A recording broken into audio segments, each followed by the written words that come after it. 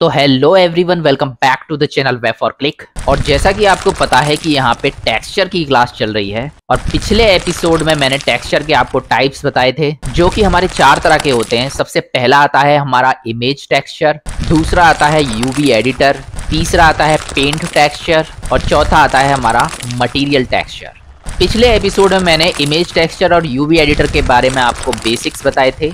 अगर आपने पिछला एपिसोड 63 नहीं देखा है तो जरूर देखिएगा, तभी आपको ये वाला एपिसोड और अच्छी तरीके से समझ में आएगा। तो ये जो हमारे इमेज टेक्सचर और यूवी एडिटर हैं, इनकी मदद से हम बिना मॉडलिंग किए बहुत सारी चीजों को बना सकते हैं। तो आज के इस एपिसोड में हम काफी सारी चीजों को बना के देखेंगे। तो टाइम वेस्ट ना करते हुए चलिए शुरू करते हैं। यहाँ पे आप देख रहे हैं कि एक क्यूब मुझे दे रखा है, इसको मैं यहाँ से डिलीट कर देता हूँ और यहाँ मैं ले लेता हूँ एक प्लेन। पिछले एपिसोड में मैंने आपको 2 तरीके बताए थे इमेज टेक्सचर को इस्तेमाल करने के। तो उसमें सबसे पहला जो है हमारा यहाँ मटेरियल वाला जो ऑप्शन है, इस पे क्लिक करके हम यहाँ पे न्यू पे क्लिक करेंगे और बेस कलर जो आपको यहाँ पे दिखाई दे रहा है, जिससे हमारा जो ऑब्जेक्ट है वो कलर होता है। और जो भी कलर हम यहाँ करते हैं हमारे इस वाले ग्लोब में हमें ये दिखाई देगा। यहाँ से हम किसी भी चीज को कलर कर सकते हैं। तो यहाँ पे हमें एक ऑप्शन मिल जाता है इमेज टेक्सचर का। यहाँ हम बड़ी आसानी से अपनी इमेज को इस्तेमाल कर सकते हैं। तो यहाँ पे हमारे पास में एक इमेज पड़ी हुई है, इसको हम यहाँ पे क्लिक करेंगे और आप देखेंगे इमेज यहाँ पे इस्तेमाल हो चुकी है। नमपैड का 7 बटन दबाऊंगा ताकि मुझे ऊपर से ये सही से दिखाई दे। अब यहाँ पे आप देख सकते हैं कि इमेज टेक्सचर मेरा इस्तेमाल तो हो गया है, लेकिन ऑटोमेटिकली उसने प्लेन के हिसाब से अपना साइज यहाँ पे चेंज कर दिया है। तो जब भी आप यहाँ पे इमेज को इस्तेमाल करेंगे, वो ऑब्जेक्ट के हिसाब से अपने आप अपना जो साइज है वो यहाँ पे चेंज कर देगी। अब चलिए अपनी प्रॉब्लम को समझते हैं। अब मैं चाहता हूं कि मेरी जो इमेज है वो बिल्कुल एज इट इज ब्लेंडर के अंदर आ जाए, मुझे ये मशक्कत ना करनी पड़े। तो उसके लिए क्या करेंगे, सबसे पहले मैं इसको यहाँ से डिलीट कर देता हूं और उसके लिए आपको यहाँ पे एक एड ऑन मिल जाता है।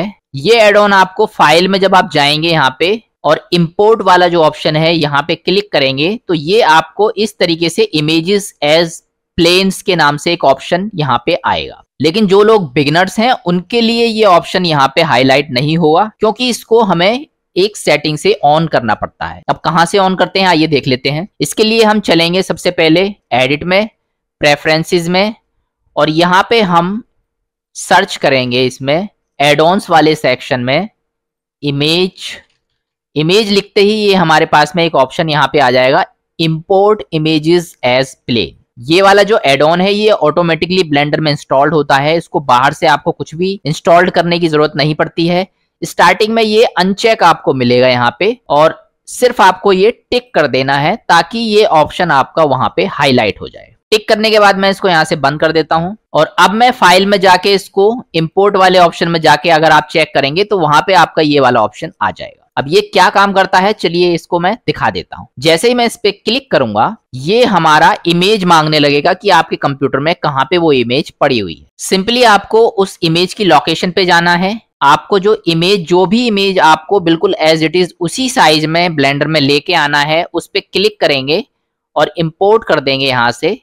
तो वो इमेज बिल्कुल उसी साइज में यहाँ पे इंपोर्ट होके आ जाएगी जिस साइज में वो यहाँ पे रियलिटी में है। ना तो आपको इमेज टेक्सचर यूज करने की जरूरत है इसमें, ना आपको कुछ भी करने की जरूरत नहीं है, ऑटोमेटिकली इमेज आ जाएगी। और वो टेक्सचर भी यहाँ पे आप देख सकते हैं। पिछले एपिसोड में मैंने आपको 2 तरीके बताए थे यहाँ पे मटेरियल यूज करने के। सबसे पहला मेरा मटेरियल वाले ऑप्शन में, या फिर हम यहाँ पे एक नई विंडो बनाएंगे और यहाँ पे यूज करेंगे अपना शेडर एडिटर। इस पे मैं क्लिक करूंगा तो ये मेरा शेडर एडिटर आ जाएगा। जैसे ही आप इस इमेज को सेलेक्ट करेंगे यहाँ पे और एन बटन से ये विंडो मैं बंद कर देता हूं, तो उसका जो टेक्सचर है वो यहाँ पे आ जाएगा। अगर आप चाहते हैं कि जैसी आपकी इमेज है बिल्कुल एज इट इज आए, तो फिर आप इसमें से या तो इनको हटा दीजिए यहाँ पे इस तरीके से, और कलर वाला जो ऑप्शन है उसको आप यहाँ पे सरफेस से डायरेक्टली जोड़ देंगे। तो जो आपकी इमेज की जो रियल क्लियरिटी है वो आपकी यहाँ पे बिल्कुल उसी तरीके से बेहतरीन तरीके से आ जाएगी। लेकिन अगर मैं चाहता हूं कि थोड़ा सा मैं यहाँ पे इसका भी इस्तेमाल करूं कलर का, या फिर इसमें थोड़ा सा आपको चेंजेस करना चाहते हैं, तो उसको कैसे करेंगे मैं आपको यहाँ पे इसका यूज भी दिखा देता हूं कि ये चीज हमें काफी यहाँ पे यूजफुल होती है। मैं डायरेक्टली दोबारा से इसको बेस कलर से कनेक्ट कर देता हूँ, अल्फा को यहाँ पे अल्फा से कनेक्ट कर देता हूँ और इसको मैं यहाँ पे इससे कनेक्ट कर देता हूँ। तो ये मेरा बाय डिफॉल्ट जैसा था वैसा हो गया है। अब इसको अगर आपको क्लियर करना है यहाँ पे, तो यहाँ पे आपको रफनेस का एक ऑप्शन मिलेगा जिसकी वजह से ये धुंधली हो रही है। इस रफनेस को अगर आप कम करेंगे तो आप बिल्कुल देखेंगे यहाँ पे जो क्लियरिटी है वो यहाँ पे आ जाएगी और थोड़ी सी शाइनिंग भी आपकी यहाँ पे आएगी, जो शीशे की तरह यहाँ पे कोई चीज चमकती है बिल्कुल उसी तरीके से। अब ये जो चमक है वो किसकी वजह से आ रही है, वो आ रही है हमारी स्पेक्युलर की वजह से। तो ये दो ऑप्शन आपके यहाँ पे काम आएंगे, रफनेस और स्पेक्युलर। अगर ये चमक आप खत्म करना चाहते हैं तो इस स्पेक्युलर को आप 0 कर दीजिए, बिल्कुल इमेज हमारी एज इट इज हो जाएगी। और इसमें अगर आप थोड़ा बहुत यहाँ पे चमक रखना चाहते हैं, जैसे कि आप इसकी पेंटिंग बना रहे हो या शीशे की तरह इसमें थोड़ा सा चमक आए, तो वैसे इसमें यहाँ पे एडजस्ट कर सकते हैं। और ये वाला जो ऑप्शन आपको दिखाई दे रहा है, यहाँ से ये इमेज हमारी आ रही है। अगर आप इस इमेज को चेंज करना चाहते हैं तो बड़े आसानी से यहाँ से चेंज कर सकते हैं। सिर्फ आपको फोल्डर पे जाना है और जो भी इमेज आपको यहाँ पे पसंद आ रही हो वो इमेज आप यहाँ से सेलेक्ट करेंगे तो वो ऑटोमेटिकली यहाँ पे इसमें चेंज हो जाएगी। फिलहाल जो मेरी वापस से जो इमेज है उसको मैं वापस लेके आऊंगा यहाँ पे। अब चलिए कुछ इसमें मॉडलिंग भी यहाँ पे कर लेते हैं। इसको मैं यहाँ से थोड़ी देर के लिए बंद कर देता हूँ।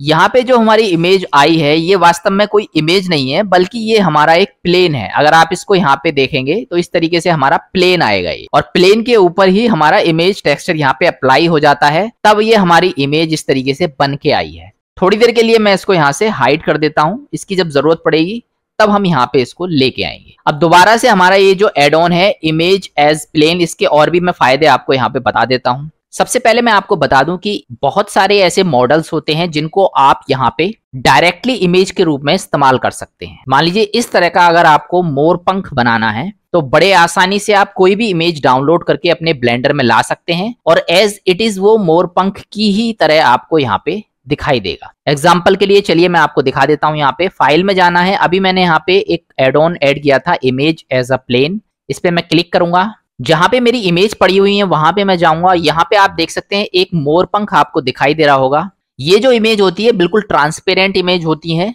और पीएनजी फॉर्मेट में होती है। जब आप गूगल में सर्च करेंगे तो बहुत सारी ऐसी ट्रांसपेरेंट इमेज आपको मिल जाएंगी जिसको आप सिंपली डाउनलोड कर सकते हैं। इसको अगर मैं यहाँ पे क्लिक करके इंपोर्ट करूंगा तो एज अ प्लेन ये बिल्कुल यहाँ पे बन के आएगा, लेकिन जैसे ही आप इसको कलर मोड में जाके चेक करेंगे तो ये बिल्कुल मोर पंख की तरह आपको यहाँ पे दिखाई देगा।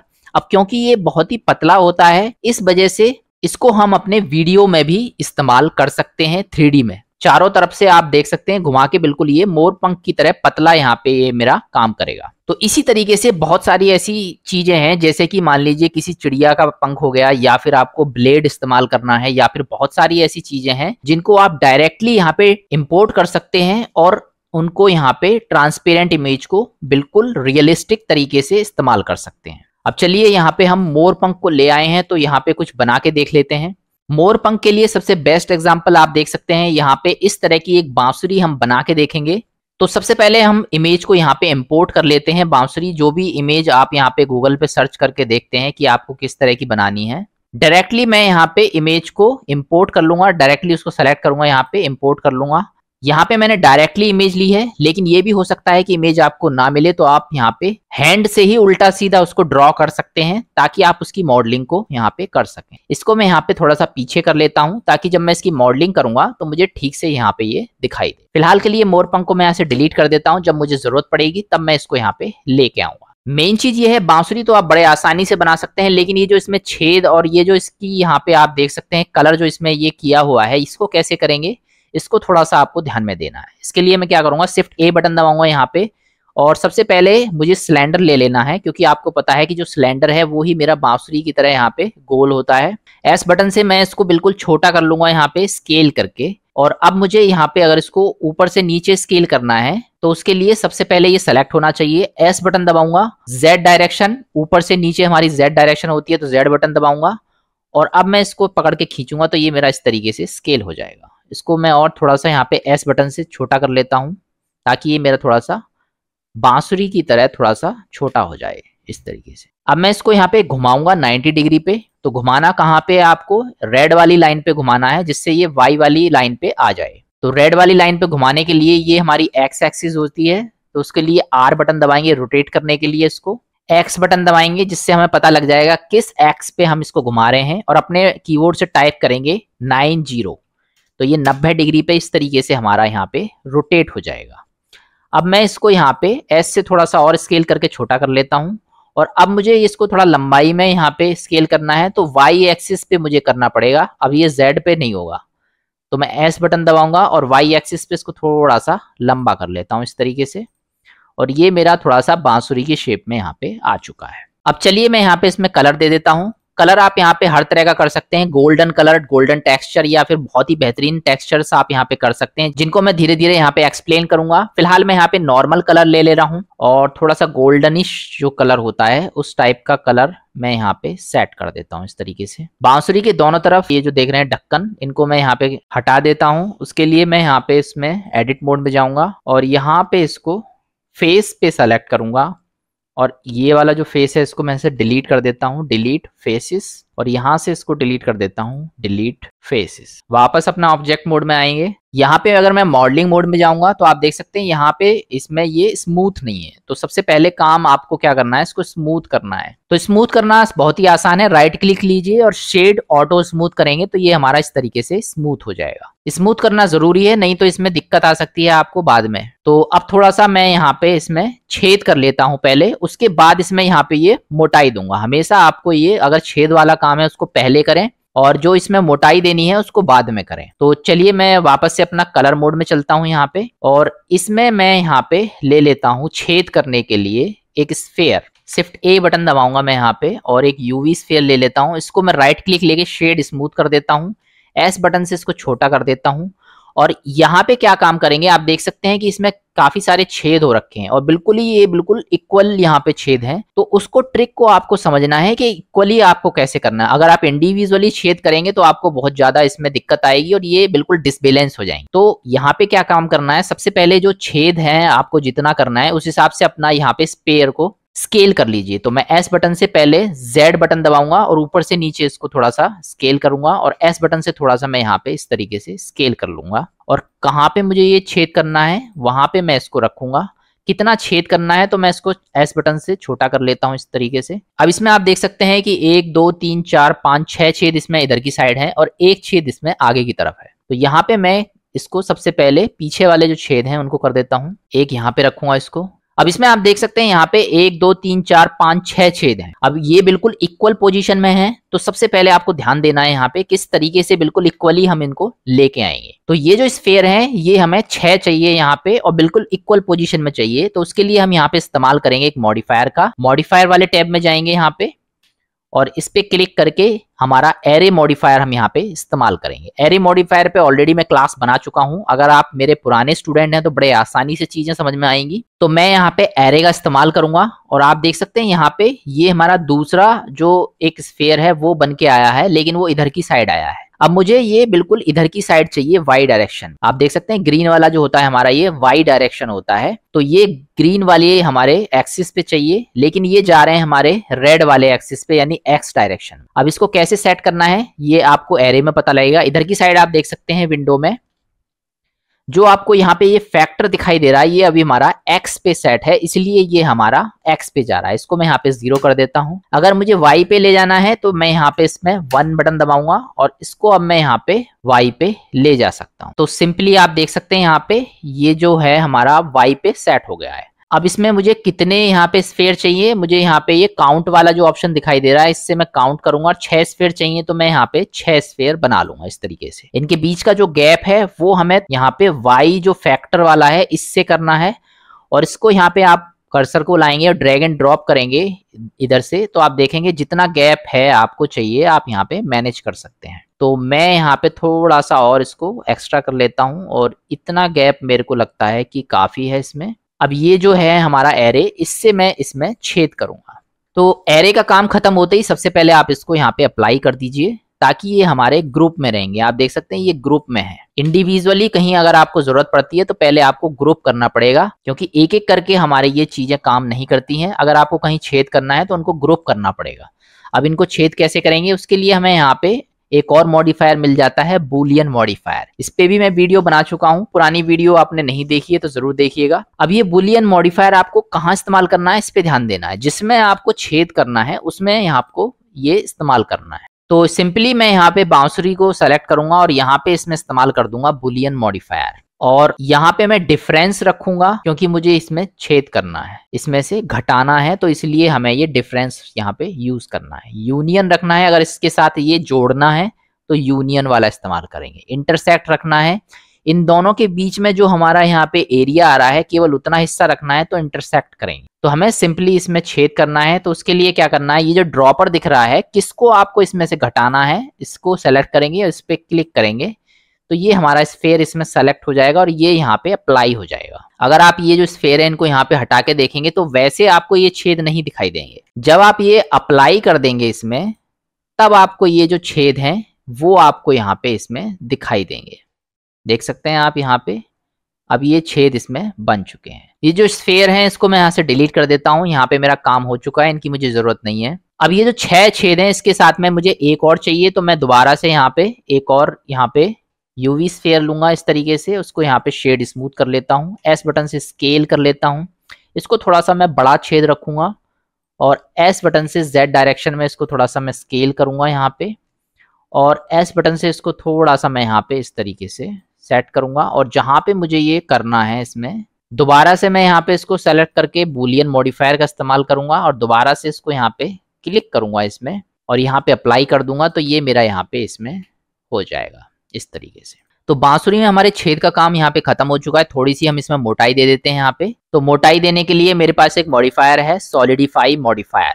कहीं पे भी अगर आपको थोड़ी बहुत मोटाई देनी है तो सॉलिडिफाई मॉडिफायर का इस्तेमाल करना है। और ये जो थिकनेस है इससे थोड़ा सा हम यहाँ पे इसको थोड़ा सा जितनी चाहें उतनी थिकनेस यहाँ पे 10 पे सेट कर देता हूँ, इसको दे चुका हूँ और इसको यहाँ से तुरंत की तुरंत अप्लाई मार दूंगा। यहाँ पे आप देख सकते हैं ये थोड़ा सा इसमें खराब हो गया, इसको मैं कंट्रोल Z कर देता हूँ। तो इसको मैं वापस 0 करूंगा और दोबारा से इसमें यहाँ पे थिकनेस दूंगा। ध्यान रहे ये आपकी शेप खराब नहीं होनी चाहिए, इस तरीके से जितनी आपकी शेप यहाँ पे सही बैठती है उस हिसाब से आप यहाँ पे इसमें दे सकते हैं थिकनेस। ये थिकनेस काफ़ी है मेरे लिए फिलहाल के लिए।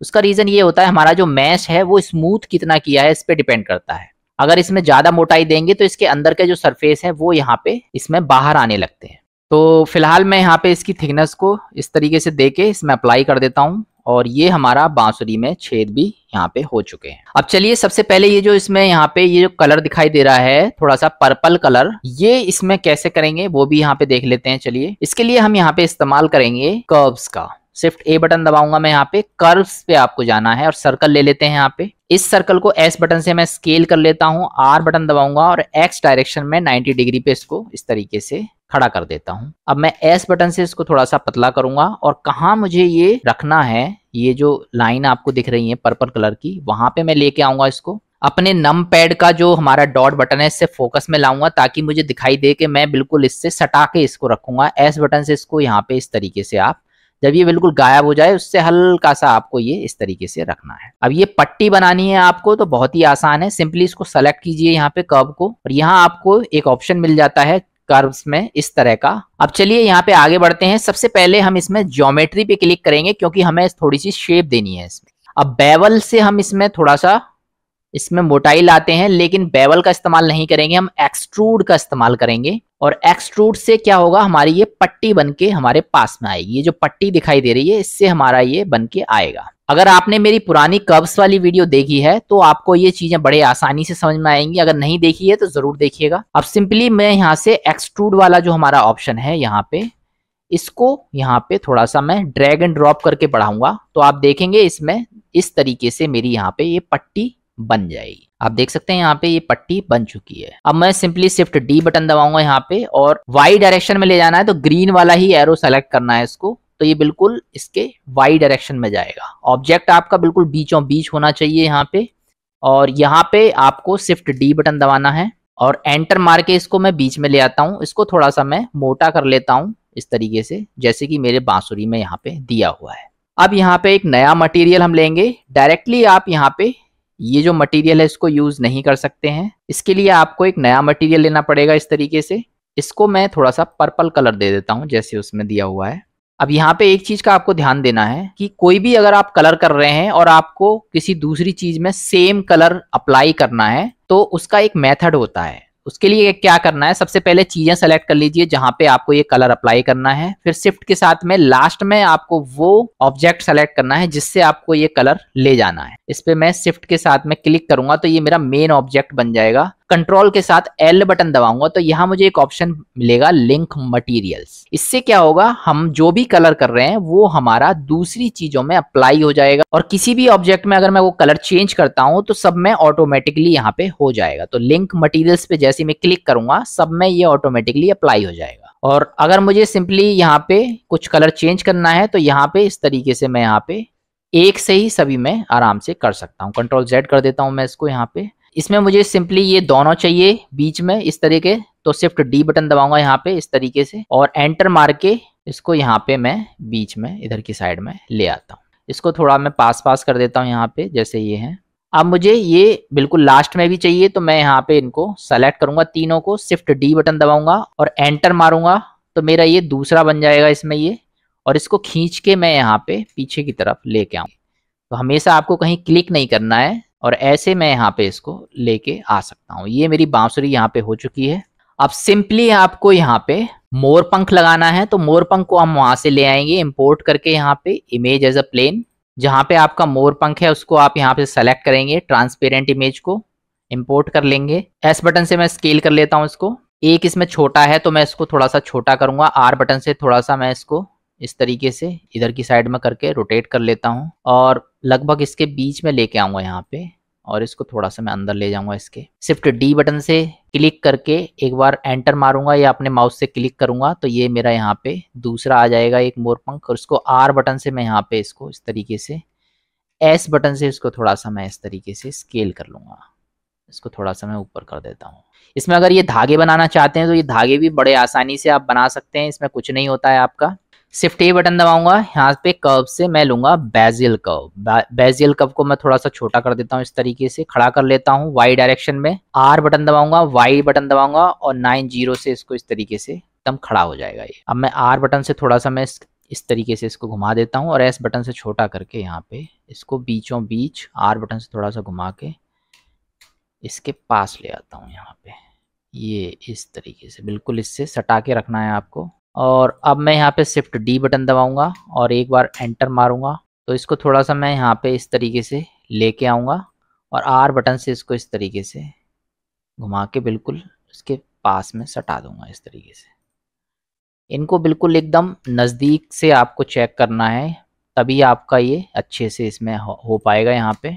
और यहाँ पे आप देख सकते हैं जी बटन से थोड़ा सा इसके अंदर इस तरीके से लेके आऊँ। आपको बेवल में जाना है, डेप्थ में यहाँ पे 0.05 इसमें काफ़ी इसमें दिख रहा है तो इसको मैं थोड़ा पतला कर देता हूँ। ये इसके स्केल के हिसाब से यहाँ पे पतला या मोटा होता है तो ड्रैग एंड ड्रॉप करके आप यहाँ पे इसको सेट कर सकते हैं इसमें। अब दूसरे वाले को सेलेक्ट करूंगा, इसमें मैंने 0.01 दिया है तो इसमें भी 0.01 कर देता हूँ यहाँ पे। इन दोनों को यहाँ पे स्मूथ कर लीजिए, यहाँ पे शेड ऑटो स्मूथ से कोई भी स्फेयर लगा के यहाँ पे इनको सेट कर सकते हैं। एस बटन से स्केल करके इसको राइट क्लिक लूंगा यहाँ पे। टाइम हमारे पास में काफ़ी कम होता है, इस वजह से हम यहाँ पे मॉडलिंग को इसलिए थोड़ा सा फास्ट यहाँ पे करेंगे। शिफ्ट डी बटन से मैं एक और डुप्लीकेट लेके इसको इधर की साइड कर देता हूँ। यहाँ पे और भी यहाँ पे मोती लगाना चाहते हैं तो इसके अंदर सेट कर सकते हैं। इनमें यहाँ पे टेक्सचर लगाना चाहते हैं तो ये वाला टेक्सचर ही मैं फिलहाल इसमें अप्लाई करके दिखा देता हूँ आपको। इसको यहाँ पे दोनों को सेलेक्ट कीजिए और लास्ट में इसको सेलेक्ट कीजिए, कंट्रोल एल बटन दबाएंगे, लिंक मटेरियल कर देंगे तो इस तरीके से आ जाएगा। इसमें कोई आप यहाँ पे दूसरा कलर दे सकते हैं या फिर कोई इमेज ला के यहाँ पे टेक्सचर सेट कर सकते हैं। अब यहाँ पे आपको नया टेक्सचर लेना है हमेशा, अगर नया कलर देना है तो नया टेक्सचर लेना। अगर आप इसी को अप्लाई कर देंगे या इसी से आप यहाँ पे चेंज करने की कोशिश करेंगे तो ये चेंज नहीं होगा। यहाँ पे आप देख सकते हैं ये पूरा टेक्सचर दूसरा चेंज हो जाएगा। नए जो बंदे हैं वो इसमें प्रॉब्लम करते हैं, हमेशा आपको नया मटेरियल लेना है नए ऑब्जेक्ट के लिए। और यहाँ पे मैं यहाँ पे इसको थोड़ा सा ग्रीन कर देता हूँ या फिर थोड़ा सा येलो कर देता हूँ, येलो थोड़ा सही लगेगा। और इसको ड्रैग एंड ड्रॉप करना है आपको इस तरीके से, एक बार इस पे और एक बार इस पे, तो ये इस तरीके से यहाँ पे आ जाएगा। आप देख सकते हैं बांसुरी मेरी यहाँ पे बन चुकी है। लाइटिंग आपको थोड़ी सी सेट करनी पड़ेगी। जब आप लाइटिंग में जाएंगे तो ये हमारा रियल व्यू होता है जो आपका यहाँ पे रेंडर होके आने वाला है। लाइटिंग कैसे करते हैं इसके लिए भी वीडियो बहुत जल्द आएगी टेक्सचर के तुरंत बाद। तो चलिए, इस तरीके से आपकी जो बांसुरी है वो यहाँ पे बन चुकी है और यहाँ पे आप देख सकते हैं बहुत ज्यादा आपका ये फालतू की चीजें आ जाएंगी इसमें जब आप इसमें मॉडलिंग करेंगे। तो मैंने आपको तरीका बताया है। इसके लिए क्या करना है, इस इमेज को मैं यहाँ से डिलीट कर देता हूँ और इसको यहाँ पूरे को सेलेक्ट करूंगा। मेन ऑब्जेक्ट क्या बनाना है, मुझे ये बांसुरी बनानी है, तो शिफ्ट के साथ इस पे क्लिक करूंगा ताकि मैं इसको ठीक से पकड़ सकूं। हमेशा मेन ऑब्जेक्ट वो बनाना है जिसको आप आसानी से पकड़ सकें। तो कंट्रोल P बटन दबाएंगे और ऑब्जेक्ट की ट्रांसफॉर्म करेंगे। ये मेरा अब इससे कनेक्ट हो जाएंगी, सारी चीजें मेरी कनेक्ट हो गई हैं और मैं इनको कहीं पे भी लेके जा सकता हूँ।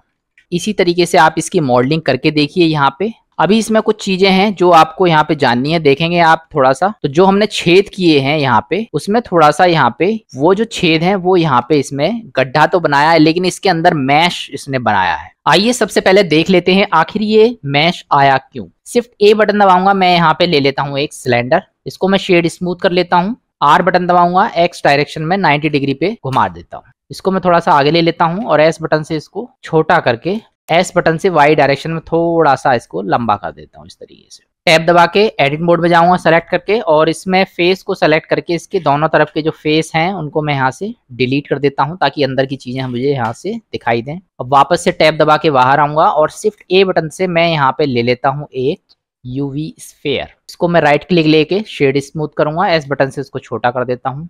इसको इसके ऊपर लेके आऊंगा यहाँ पे और S बटन से यहाँ पे Z डायरेक्शन में इसको इस तरीके से S बटन से थोड़ा सा पतला कर लेता हूँ। अब यहाँ पे आपको एक चीज ध्यान देनी है कि जब हम इसमें बुलियन मॉडिफायर का इस्तेमाल करते हैं और जो चीज हम इसमें से घटा रहे हैं या काट रहे हैं उसको अगर मैं सेलेक्ट करूंगा, अगर वो चीज उसके बिल्कुल आर पार निकली हुई है तो ही ये इसको अच्छी तरीके से इसमें छेद कर पाएगी। इसको अगर मैं यहाँ पे अप्लाई करके आपको दिखाऊंगा तो आप देख सकते हैं अब ये जो छेद है बिल्कुल आर पार मेरा हो चुका है। लेकिन हमारा यहाँ पे एक मैश बन जाता है इसके अंदर इस टाइप का, जिसको आप बाद में सेलेक्ट करके डिलीट कर सकते हैं। या इसका सिंपल तरीका ये है कि दोबारा से आप इसमें मॉडिफायर का इस्तेमाल करें और इसको यहाँ से डिलीट कर दें। कैसे करेंगे, चलिए मैं इसको यहाँ पे डिलीट करके भी दिखा देता हूँ आपको। शिफ्ट A बटन दबाएंगे, यहाँ से मैं एक सिलेंडर ले लेता हूँ, शेड स्मूथ कर देता हूँ इसको, S बटन से इसको पतला कर लेता हूँ, R बटन से X डायरेक्शन में 90 डिग्री पे इसको इस तरीके से घुमा देता हूँ। अब इसको Y डायरेक्शन में थोड़ा सा लंबा करूंगा, S बटन से Y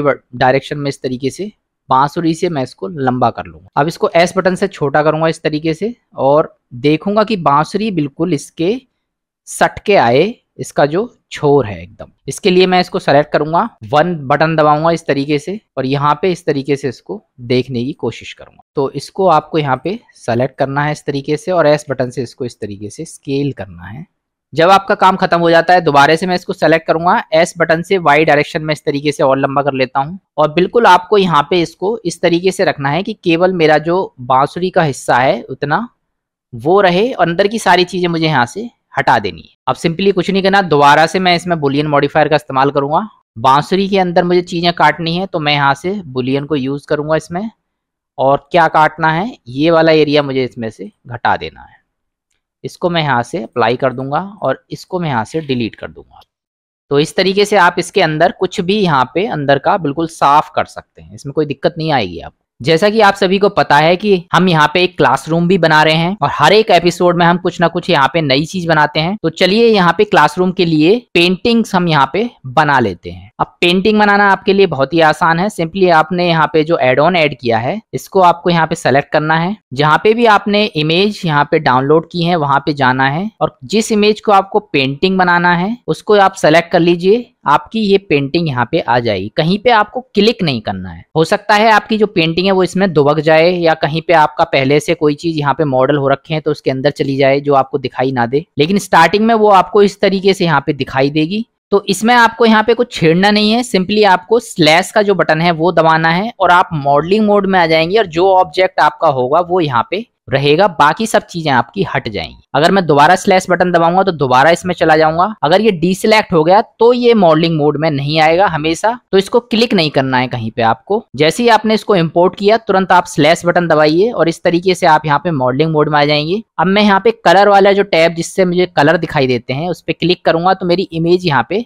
दिखाई देने लगेगी। तो चलिए सबसे पहले यहाँ पे इसको पेंटिंग बनाने के लिए हम यहाँ पे खड़ा कर लेते हैं। इसके लिए मैं R बटन दबाऊंगा, X बटन दबाऊंगा, X पे मुझे घुमाना है 90 90 डिग्री पे मैं इसको इस तरीके से घुमा दूंगा। थोड़ी सी मुझे अब इसमें मोटाई देनी है, तो मोटाई देने के लिए मॉडिफायर इस्तेमाल करूंगा। मॉडिफायर मेरे पास में है सॉलिडिफाई मॉडिफायर, जिसको पहले भी कई बार इस्तेमाल कर चुके हैं। और इस तरीके से जो थिकनेस है वो आप यहाँ पे देखेंगे, ये जो थिकनेस का एक ऑप्शन आपको यहाँ पे दिखाई दे रहा है, इससे आप इसको थिकनेस को बढ़ा लीजिए इस तरीके से। अब इसमें क्या काम करना है, आपको एडिट मोड में जाना है यहाँ पे, और यहाँ पे फेस सेलेक्ट करना है, और जिधर की साइड से आपको इसमें पेंटिंग्स रखनी है उसमें फेस सेलेक्ट करना है, और आई बटन से यहाँ पे क्लिक करके इसको अंदर की तरफ करना है, जितनी आपको पेंटिंग का साइज इसमें रखना है। ऊपर आप देख सकते हैं ये पेंटिंग का जो कॉर्नर है वो आ चुके हैं, और मेरा जो इमेज है वो केवल मुझे इस फेस में यहाँ पे रखनी है, बाकी सब मैं यहाँ से इसको डिलीट करना है। तो इसको मैं यहाँ से सेलेक्ट करूंगा और वापस से अपना मटेरियल मोड में जाऊंगा, लेकिन यहाँ पे मैं सबसे पहले इसको अप्लाई कर देता हूँ। अप्लाई आपका ये डायरेक्टली नहीं होता है एडिट मोड में, आपको यहाँ पे ऑब्जेक्ट मोड में जाना पड़ेगा, तभी आप इसको अप्लाई कर सकते हैं। यहाँ पे हमेशा इसको अप्लाई कर दीजिए, नहीं तो ये दिक्कत करता है बाद में मॉडिफायर आपका। एडिट मोड में जाऊंगा, इसको मैं यहाँ पे सेलेक्ट करूंगा जो मुझे यहाँ पे तस्वीर के रूप में यहाँ पे रखना है। उसके बाद मुझे कंट्रोल आई बटन दबाना है। कंट्रोल आई से क्या होता है कि जो चीज मैंने सेलेक्ट की है वो तो यहाँ से डीसेलेक्ट हो जाएगी, और बाकी इसके अलावा जो सारी चीजें हैं, जो भी इसकी बाकी बॉडी है वो यहाँ पे सेलेक्ट हो जाएगी। तो मैं कंट्रोल आई बटन दबाऊंगा, प्लस का बटन दबा के नया मटेरियल में इस्तेमाल कर लेता हूँ यहाँ पे। और इस तरीके से आपको सबसे पहले यहाँ पे असाइन पे क्लिक करना है, तब ये इसमें अप्लाई होगा।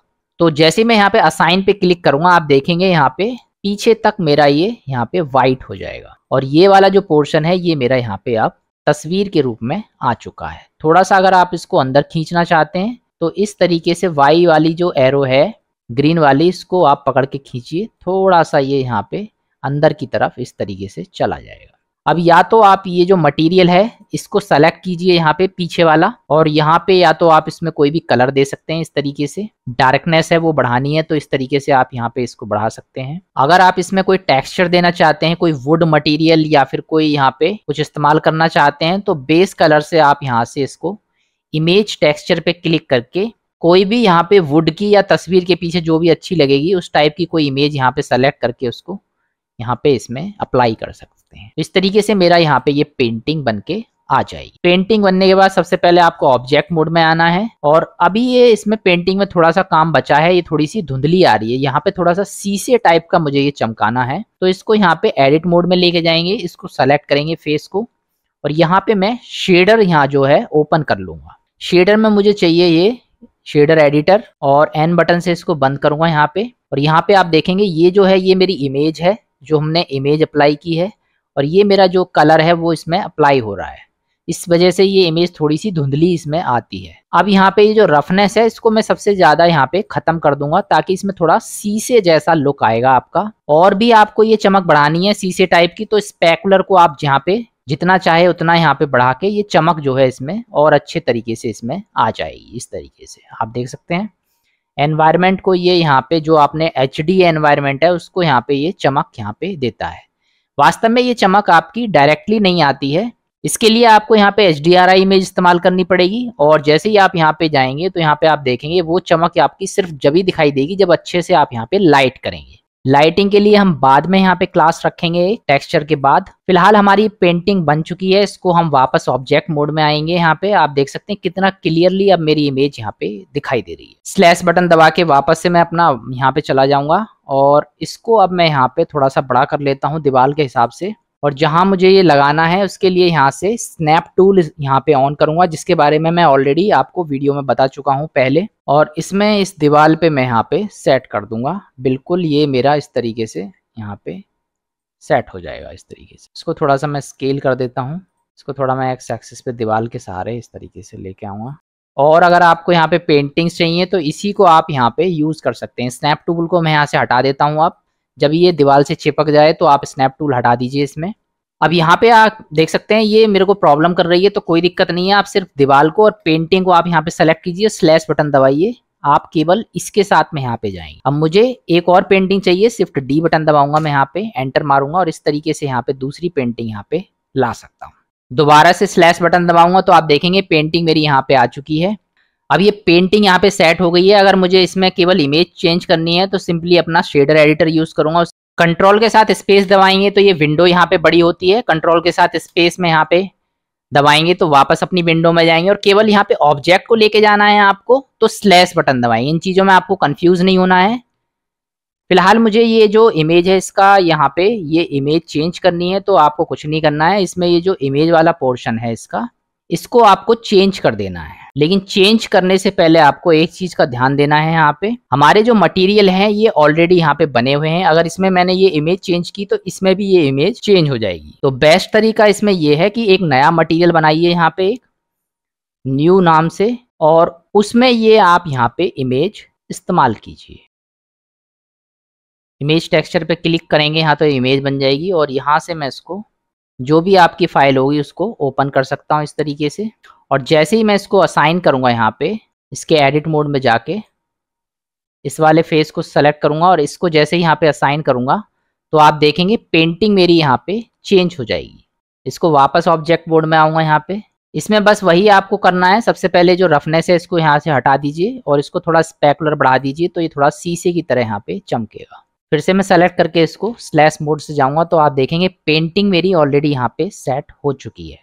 इसी तरीके से इन दीवालों में और भी पेंटिंग्स यहाँ पे सेट कर सकते हैं आप और क्लासरूम को और भी अट्रैक्टिव बना सकते हैं। तो फिलहाल आज की जो क्लास है वो यहीं पे हम खत्म करते हैं। नेक्स्ट एपिसोड में मैं आपको यहाँ पे यूवी एडिटर के बारे में बताऊंगा। यूवी एडिटर आपको बहुत ही सिंपल चीज लग रही होगी कि सिंपली इसमें इमेज को यहाँ पे हम इधर उधर करते हैं, लेकिन यूवी एडिटर यहाँ पे बहुत ही इंपॉर्टेंट चीज है जिससे मॉडलिंग का बिल्कुल बेस समझ लीजिए। तो नेक्स्ट एपिसोड में आप जानते हैं कि अभी चंद्रयान 3 इंडिया ने लॉन्च किया है और कुछ ही दिनों में सूरज के ऊपर भी हमारा एक दूसरा यान जाने वाला है रिसर्च करने के लिए। तो जो लोग यहाँ पे एक्सप्लेनेशन वीडियोस बनाते हैं वहां पे हम यूवी एडिटर का इस्तेमाल करके कुछ एनवायरनमेंट बनाएंगे बेहतरीन तरीके से चंद्रयान 3 के लिए और यहाँ पे देखेंगे कि यूवी एडिटर आखिर किस तरीके से यहाँ पे इस्तेमाल होता है। तो यूवी एडिटर को आप हल्के में मत लीजिए। जब मैं इसके बारे में आपको बताऊंगा तो आपको पता लगेगा वास्तव में आपको कुछ भी इसके बारे में नहीं आता था। तो मिलते हैं नेक्स्ट एपिसोड में नए कॉन्सेप्ट के साथ, तब तक के लिए goodbye. If you like this video, please like, share, and subscribe.